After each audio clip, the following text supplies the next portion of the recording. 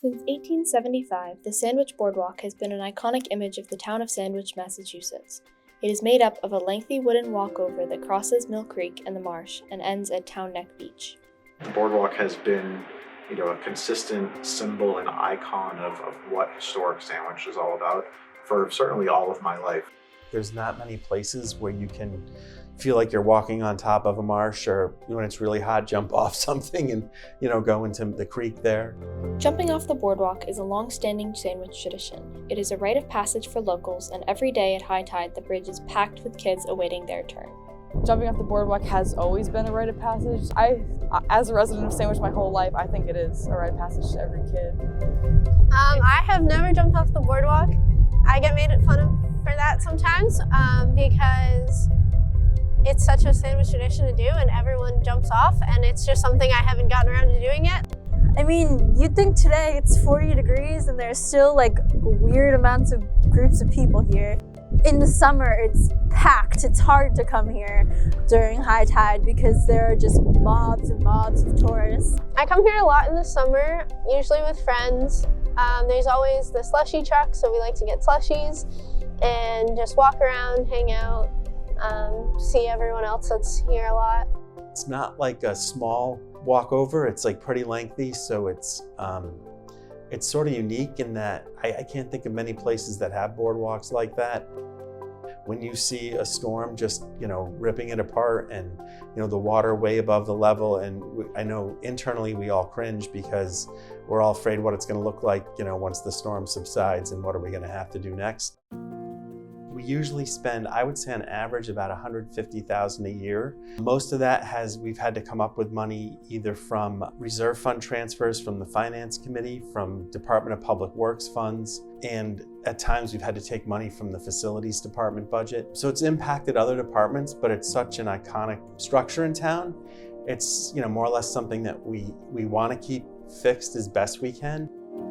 When we've done the repairs after winter storms, it's really because we've had to do the repairs because it was unsafe. But all along we've known if we really wanted to fix the boardwalk, we had to come up with a lot more money. About 3 years ago, after a particularly rough winter, the residents of Sandwich were presented with an opportunity to fix the boardwalk along with a number of roads and drainage projects around town.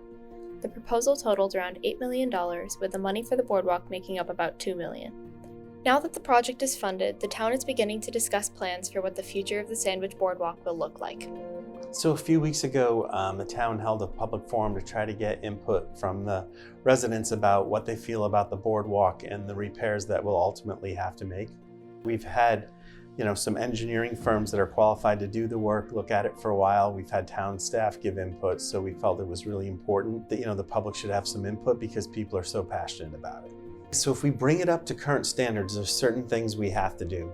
It needs to be accessible for people with disabilities or that are physically challenged. So that's a lot different than it is today. There needs to be railings on the boardwalk because of the type of structure that it is. And it definitely has to be raised. So the new boardwalk will still be made out of wood.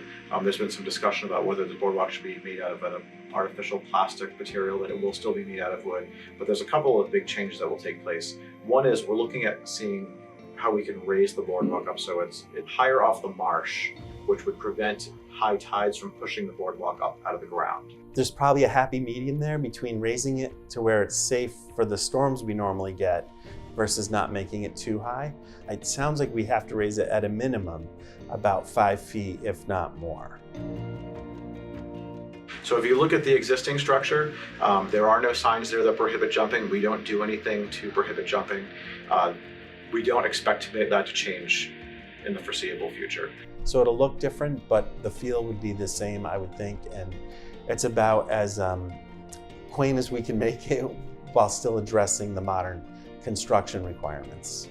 I think it's incumbent on us to try to find a way to make it last longer, but to keep that same feel as best we can, but know that it'll never be exactly what it is today.